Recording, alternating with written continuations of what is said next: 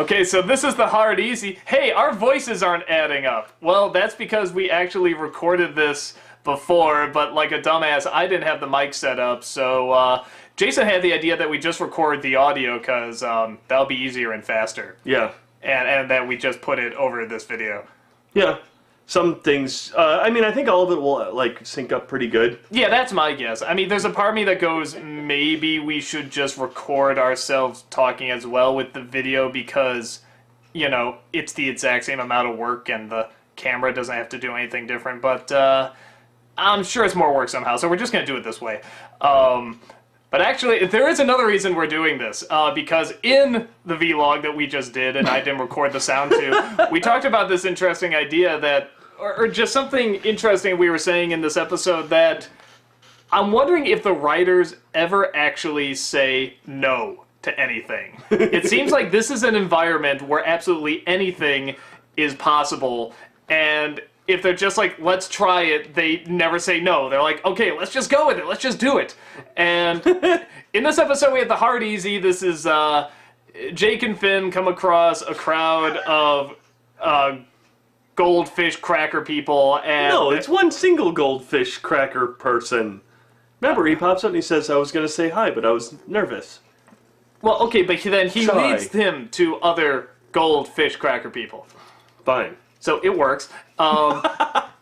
And pretty much they say there's this giant frog who's tormenting them, and they're led by Jonathan Katz, which is awesome because I love Jonathan Katz. Actually, in the original vlog, I confess my undying love to him. For like 10 frickin' minutes. Yeah, well, because he's really cool. He's like this century's Bob Newhart, even though we currently have our Bob Newhart. But he's like Bob Newhart #2. So he's like on the level of like Matthew Broderick. He is far better. Don't laugh at anything Matthew Broderick related. Shame on you. I won't call him that, but I will call him Bob Twoheart, because he is like a second Bob Newhart. Oh. You're really gonna get up? They can't see you getting up. It's only the audio. God, you know what? Screw it. I don't care. It's, imagine, a vlog where he gets up and walks away, like a little pussy. That's what he does. So, anyway, we got this, or he was just getting a Mountain Dew. Nah, I'm still gonna claim you're getting up and walk away like a pussy. So, okay. So we have this episode. That's proof that he was opening a Mountain Dew. Mountain Dew, please sponsor me. I drink your product nonstop, damn it. This is turning into a podcast. Yeah. But again, it's we wanted to do this because we actually did just love the idea that we were talking about, that you just never say no to anything. And this episode ends with them trying to find this frog creature and Giant frog. This giant frog, and Finn kisses him, and he turns into a prince voiced by Bill Murray's father, who is got to be like in his 90s or something, and he's a pretty old guy, and yet he plays this young prince, and they just sort of, I'm trying to remember how it even ends, he just sort of flies away, and he's still Bill Murray's dad. And yet somehow him and Bill Murray look about the same age. So, yeah, it's just, Bill Murray does not look good nowadays, but I digress. So, yeah, it was a fun episode. It wasn't great. It still had some decent laughs. There's still lots of, I love Jake trying to get the fire going. I love, and getting struck by lightning and then he's just suddenly fine. Like I said, Jonathan Katz cracks me up anytime he speaks. My guess is that was probably improvised when he was doing the, oh no, where's my daughter? I'm over here. Hey, we sounded like, don't we? Yes, that can get confusing. And I bet you anything that was improvised because you can hear him laughing. And he usually laughs when he improvises, so because that's the way he is. He's just... Does that mean he's terrible at it? Because it depends on what kind of style you're doing. Because, like, it fits in the show there that he would kind of laugh like, hey, they do sound alike. My voice sounds alike. Like, he gets into his own bit. So, I mean, I don't know. It works for me.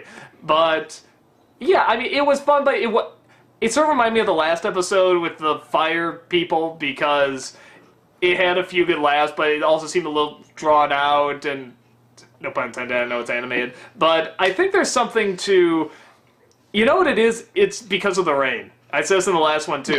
There is something... He actually did. Yeah, there is something about the rain I just don't like. I think it slows things down. I think it's boring to look at. It's gray. It's drab. It's not fun. The only time I've ever seen rain awesome is when Frank Miller does it, because his rain is spaced out and cool, and wind can be blowing in the air before they're closed, and they can strike these awesome poses, and I don't know. Frank Miller figured out how to make rain look cool, but nobody else has. So Singing in the rain. Ooh. Singing in the rain. Ooh. But there was no actual rain in that sequence. Doesn't matter. I would argue rain didn't really look cool in that scene either, but...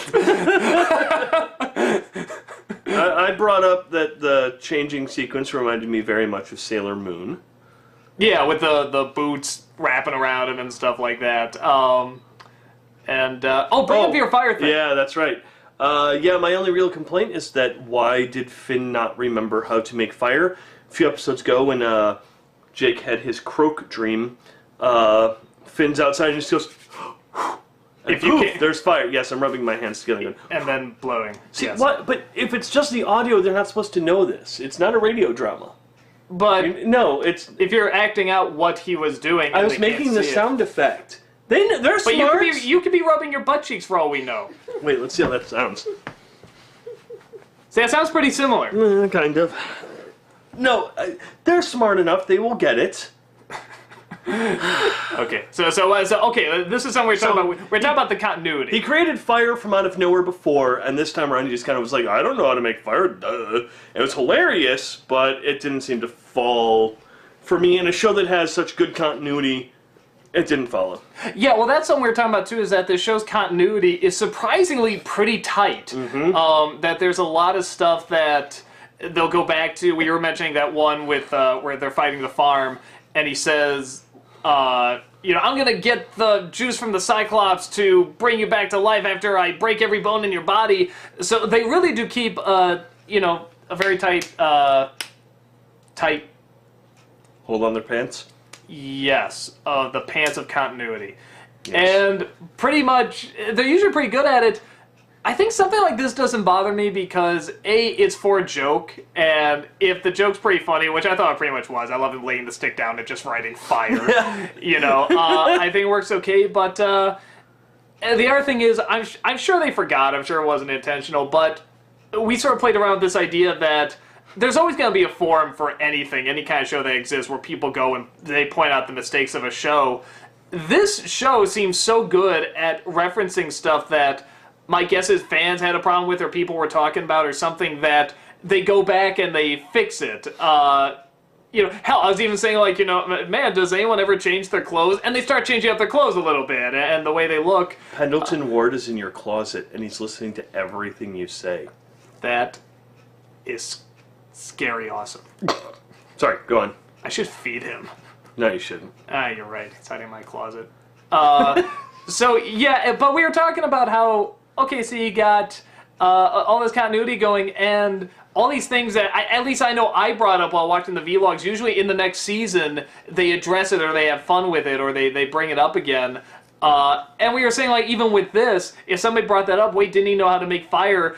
What was the thing you said about getting hit on the head with the farm or whatever? Well, yeah, fighting the farm when you punched me, Jake, it scrambled my brains. I had poo brain. Yeah, and Therefore I couldn't create fire for a little while. But now I can. He just rubbed his butt cheeks if you couldn't see. So, yeah, but it's something... I believe you mean ball sacks. Ball sacks? Like I have numerous? Yes. Stop giving away my secrets! I'm not a monster! Wherever the bananas come out. So... It's one of those things where it's like, this is totally doable, where you could go and have bananas come out of you. No, where you could go and you could just make up something for an excuse later and bring it totally out of context nowhere, because that's just kind of the show it is. And I think so much of that is because they never say no, and they just go with anything, and I think that they create an environment where that can work. I mean, I wouldn't say that for every environment. It's like, oh no, never say no, always say yes. That's going to lead to your destruction at some point. But Never. But most of the time, I think that it can work if it's used right. And the show knows how to use it right, and it knows how to use an environment to use it right. But our big thing that we were talking about that I still want to do is, we brought up that, what do they ever say no to? Do they ever say no to something? And I want to go through their damn garbage. We were thinking about going through the garbage and finding all the scripts and concept art and everything that there's just a big X on. They go, no, too weird. Too weird or too normal? Yeah, that's the other thing we're saying is that maybe just like the only stuff they say no to is stuff that's like really normal. It's like it's just a guy in a suit or something. It's like, no, make 4 of them and put them in an iceberg and make them zombies and then put them back in the iceberg and it's like. Hey, at least you got the number right this time. Yeah, last time I said 3. I never remember number 4 because he's a boring guy. He's for the bore. Oh, look! Here! I got some gifts! Yeah, if you watch this video to the end, you'll see he gets out those things in the 90s. They were little snappy things. But, yeah, well, I don't even know if this syncs up, so I might just leave the audio going. Yeah. Until well, yeah, how long the was the present. video? I don't know. I didn't keep Here, track. you picked this one, right? Yeah, I picked that one. Ow! That was definitely not as good as the other one. Yeah, no, and the other one I'm screaming really long, but you can't, yeah. You'll see me scream in the other one, but, Professional. yeah. Very professional. This was probably the dumbest thing we've ever done. We? You came up with the idea. Oh no, this is awesome! Yeah. Okay. This is the dumbest idea you ever came up with. If this is the dumbest idea I came up with, I'm a genius. Because this idea is awesome. Come on, people on the comment section, completely agree with me. Everyone is gonna love this. It's gonna be nothing but praise. Because we're following the Adventure Time people's footsteps by not saying no to anything. I'm sure we're doing it just as well as they are.